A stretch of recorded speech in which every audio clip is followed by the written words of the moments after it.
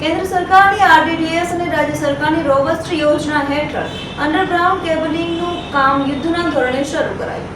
ગુજરાતના શહેરો હવે વીજળીના લટકતા જોખમી વાયરોની જાળમાંથી કાયમ માટે મુક્ત થઈ રહ્યા છે।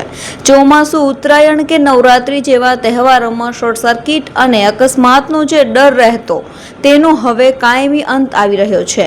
કેન્દ્ર સરકારની આરડીએસએસ અને રાજ્ય સરકારની રોબસ્ટ યોજના હેઠળ કરોડો રૂપિયાના બજેટ સાથે ઓવરહેડ લાઇનો હટાવીને અંડરગ્રાઉન્ડ કેબલિંગનું કામ યુદ્ધના ધોરણે શરૂ કરાયું છે।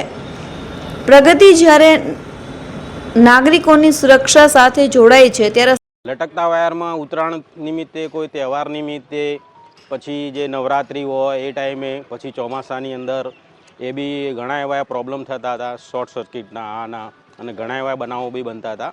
એ બધા સોર્ટ આઉટ થઈ ગયા। લાઈનની નીચે વૃક્ષો અમે નહોતા વાવી શકતા, એ એક બેનિફિટ થયો છે। બીજો, જે પોલ હતા એ ફૂટપાથ ઉપર હતા, એ પોલ નીકળી જવાથી ફૂટપાથ પણ ખુલ્લો થઈ ગયો છે। ત્રીજું કે મકાનની નજીક વાયરો જતા હોવાથી અકસ્માતનો ભય રહેતો, એ બિલકુલ ભયમાંથી મુક્તિ મળી છે। સાચો વિકાસ થાય છે તો ચાલો જાણીએ કે કઈ રીતે વાયર ફ્રી બની રહ્યું છે આપણું ગુજરાત। રાજ્ય સરકારના વાયર ફ્રી સિટી અને વાયર ફ્રી સ્ટેટ મશીનથી હવે શહેરોની સડકો ખુલ્લી અને સુંદર દેખાશે।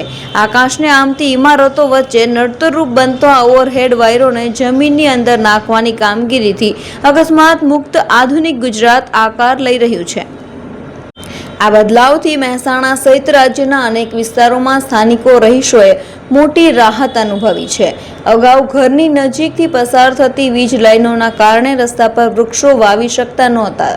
મહાનગરપાલિકા વિસ્તાર આવે એમાં અમદાવાદ, ગાંધીનગર અને મહેસાણા, અને એ સિવાય જેટલી પણ નગરપાલિકાઓ છે કે જેને આપણે શહેરી વિસ્તાર ગણીએ છીએ, એમાં પણ આપણે અંડરગ્રાઉન્ડ નેટવર્ક કરવાનું છે। રાજ્ય સરકારે આ વર્ષે 500 કરોડ નું જે બજેટ ફાળવ્યું છે એ વાયર ફ્રી સિટી માટે ફાળવ્યું છે, જે સમસ્યા હવે દૂર થઈ છે। ફૂટપાથ પરથી વીજળીના થાંભલા હટતા રસ્તાઓ પહોળા અને સાફ બન્યા છે।